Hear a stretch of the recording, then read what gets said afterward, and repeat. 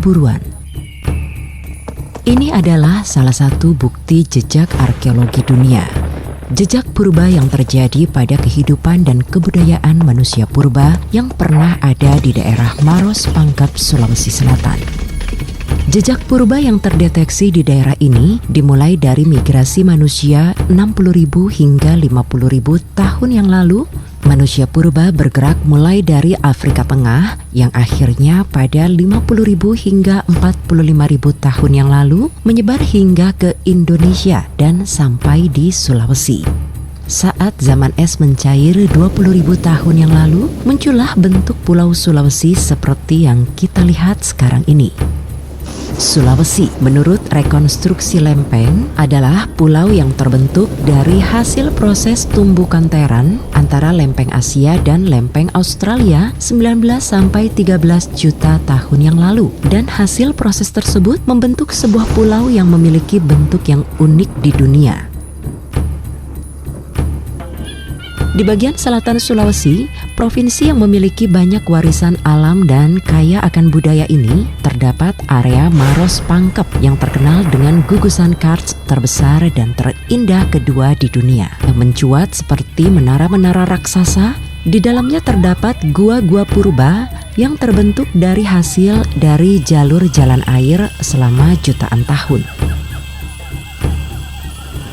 Dan inilah salah satu karst yang mengagetkan dunia, situs Leang Bulu Sipong 4. Leang atau gua yang berdiri 20 meter di atas lembah ini, di dalamnya terdapat gambar cadas tertua di dunia berumur 44.000 tahun yang lalu.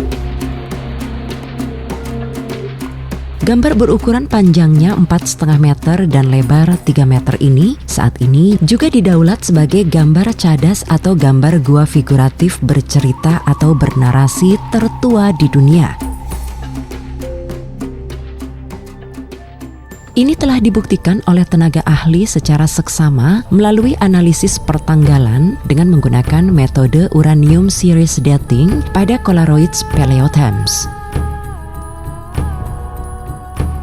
Gambar ini menurut para ahli telah diciptakan atau dibuat di sebuah area yang khusus atau istimewa dengan kemampuan kecerdasan yang tinggi dan penggambaran yang tersusun rapi sebanding kecerdasan manusia masa kini.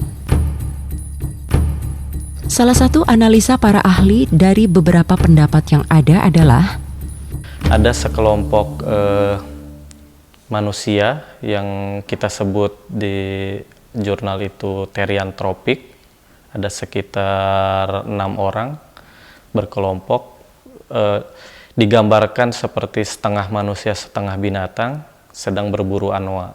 Gambar figur Therianthrops ini tertua di dunia. Ini luar biasa. Para pemburu kecil di gambar ini terlihat seperti memiliki moncong dan bahkan memiliki paruh dan satu lagi berekor.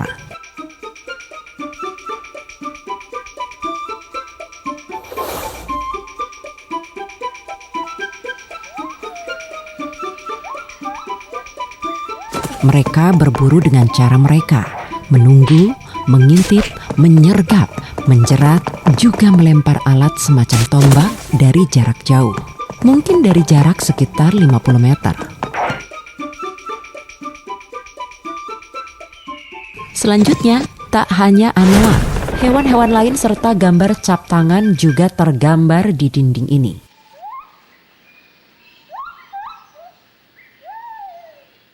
Kita rasanya salah menduga bahwa 40.000 tahun akan menemukan gambar yang sederhana. Ternyata tidak.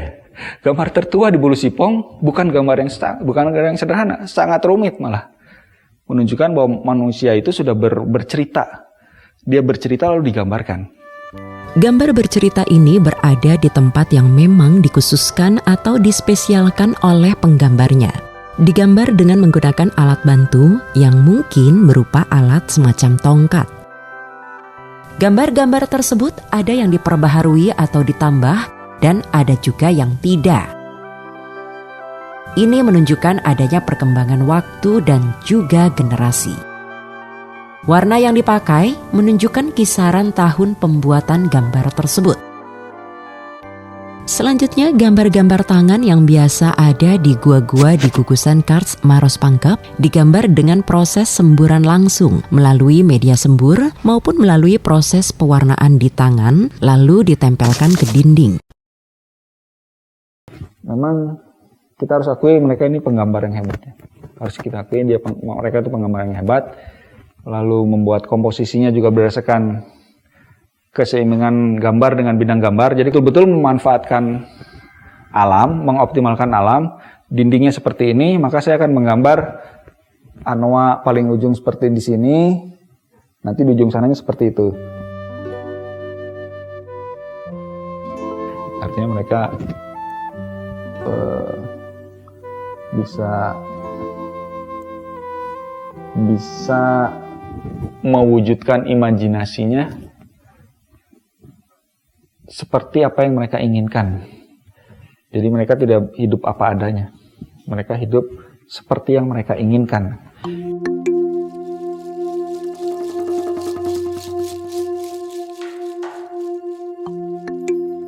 Scan perburuan tertua itu menunjukkan adanya kehidupan spiritual pertama, menunjukkan keyakinan komunitas manusia tentang adanya kekuasaan di luar diri mereka sendiri.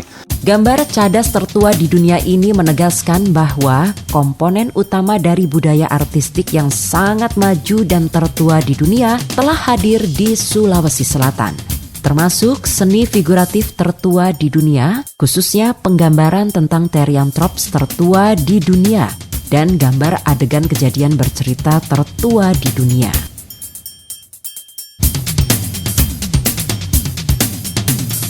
Ini Bulu Sipong luar biasa, mengagetkan dunia. Sehingga para ahli sudah beberapa yang datang untuk melihat langsung Bulu Sipong.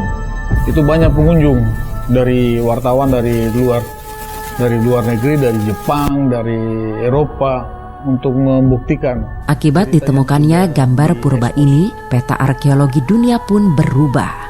Di tahun-tahun sebelumnya, pada awalnya para peneliti mengira gambar bercerita dan tertua hanya ada di Eropa, sehingga penelitian awal peradaban purba terkonsentrasi di sana. Namun ternyata, gambar di Leang Bulu Sipong 4 selain jauh lebih tua, ternyata jauh lebih menakjubkan dibanding gambar gua yang ditemukan di Eropa.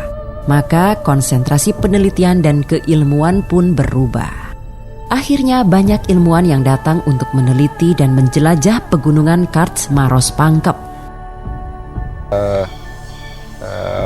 Bagaimana Bulu Sipong di tahun 2019 sampai 2020 itu menjadi begitu terkenal, sekali lagi karena itu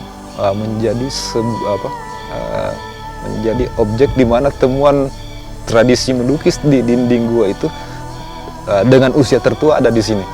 Jadi secara global dimanapun di dunia ini sampai saat ini dibuktikan bahwa usia 43.900 tahun yang lalu manusia melakukan penggambaran di dalam gua itu ditemukannya hanya di sini.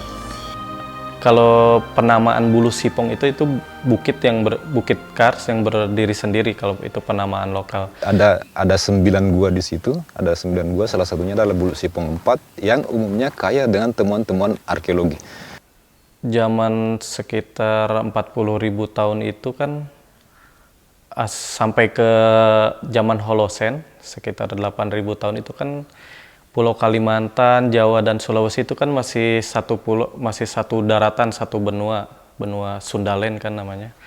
Nah, Sulawesi itu sudah berdiri sendiri. Itu bagaimana cara orang bermigrasi dari Asia daratan ke Wallacea, Sulawesi sama ke Sahul itu masih terus diteliti sama peneliti internasional.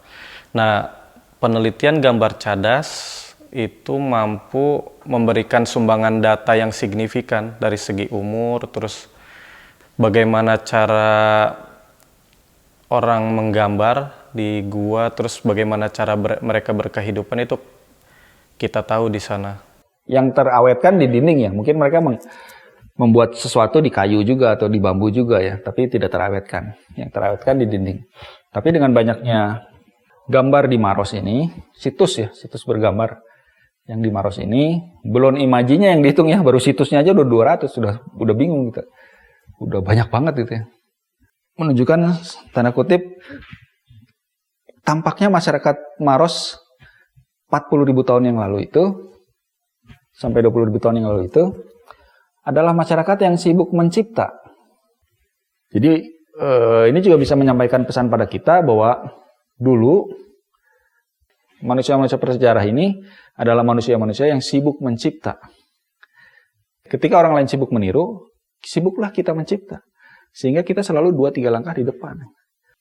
Dan sebenarnya itu tercerminkan juga pada betapa kayanya kebudayaan asli Indonesia. Karena mereka sibuk mencipta ya. Setelah ditemukan peninggalan purba tertua yang sudah tersingkap di sini, tidak mustahil akan ditemukan lagi gambar purba yang lain yang lebih tua dan lebih menakjubkan di daerah ini. Kita seringkali menemukannya situs-situs gua yang dekat-dekat dengan area pantai. Tapi itu juga menjelaskan bahwa memang sistem hidup atau tata cara hidup mereka semaksimal mungkin memanfaatkan apa yang tersedia di lingkungan mereka waktu itu. Di Kars Maros Pangkep ini sudah terdapat catatan kami sudah 240-an gua yang dihuni, yang bergambar cadas ini. Ini yang memberi kita menjadi perhatian khusus karena begitu banyak karsnya menarik, sudah menjadi warisan dunia. Penelitian sudah sangat banyak. Sejak awal 1905, 1906 sudah berdatangan para peneliti-peneliti asing, sudah ada hadir di kawasan Kars Maros Pangkep ini. Lalu nanti tahun 1950 baru mulailah peneliti Belanda dan Indonesia sudah mulai mensurvei area-area ini. Sehingga kami sampai sekarang pun banyak sekali peneliti dari berbagai negara berdatangan untuk penelitian di gua-gua di Maros Pangkep ini. Jadi BPCB itu lagi melakukan survei gambar cadas di Maros Pangkep. Nah, itu salah satu anggota timnya namanya Hamrullah. Dia memang speleolog, jadi sudah keluar masuk gua dan sudah terkenal lah kalau di Makassar sini. Nah, dia pas saat menemukan Leang Bulu Sipong 4 itu, dia itu panjat pohon, terus karena udah jago climbing, jadi dia melipir di luaran carukan, kan itu kan seperti carukan di teras atas.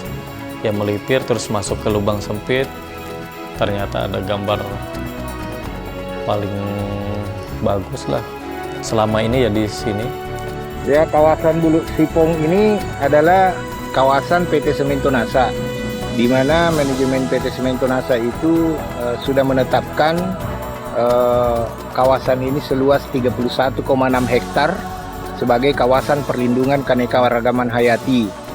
Dan khusus untuk cagar budaya gambar ini itu seluas 3,4 hektar.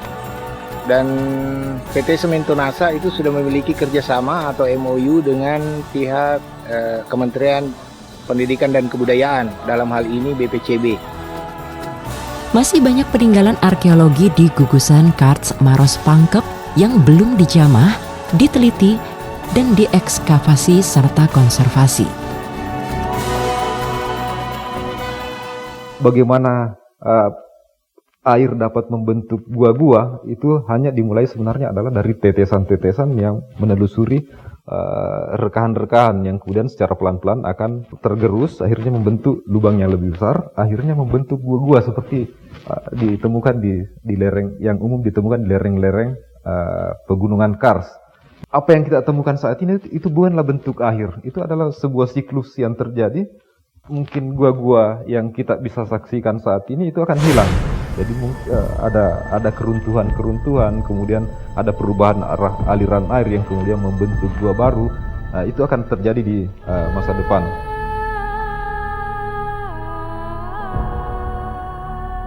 Tetapi yang lebih penting sebenarnya dari sisi pelestarian adalah kita melestarikan data secara digital. Itu kita lakukan untuk antisipasi kejadian-kejadian yang kita tidak inginkan. Nah, warisan budaya tanpa dikelola itu akan punah, rusak. Sehingga beberapa lokasi warisan budaya ini kita mulai membuat model pengelolaan. Nah, inilah kita salah satu sampel yang kita ambil menjadi taman arkeologi. Jadi taman arkeologi ini konsepnya bagaimana hubungan lingkungan, warisan budaya, situs arkeologi, dan masyarakat di sekitarnya. Bagaimana diberikan peran mereka, mengenal dan diberikan peran untuk tetap atau menjaga pelestarian. Nenek moyang kita itu bukan hanya pelaut ya, ternyata nenek moyang kita juga jago menggambar. Jadi untuk teman-teman atau yang mau berwisata ke gua harus mengerti aturannya. Kalau misalnya kita datang ke situs yang bergambar, ya sebisa mungkin kita sebelum masuk ke gua suhu badan harus normal dulu, turunin jadi keringat tidak ada. Terus diusahakan tidak merokok, karena asap-asap merokok juga itu bisa langsung menempel ke pigmen gambar, jadi itu bisa mempercepat laju kerusakan gambarnya. Masih banyak pula misteri dan jejak purba yang belum tersingkap di gugusan karts ini, di gugusan karts Maros Pangkep. Untuk teman-teman, mari lindungi, jaga dan lestarikan warisan budaya kita, termasuk gambar cadas yang ada di Indonesia. Dan bagi teman-teman yang masih muda, kalau yang hobinya jalan-jalan, bisa jadi arkeolog seperti saya. Mari lestarikan cagar budaya Indonesia. Bukti sejarah kehidupan purba ini adalah juga milik dunia. Sangat membanggakan. Sudah selayaknya dan sepantasnya jejak masa lalu yang sangat bersejarah di Maros Pangkep, Sulawesi Selatan ini harus dijaga, dilestarikan, dipahami, dipelajari, dan diperkenalkan setiap waktu sebagai warisan budaya Indonesia. Leang Bulu Sipong 4, jejak purba tertua di dunia yang tersingkap.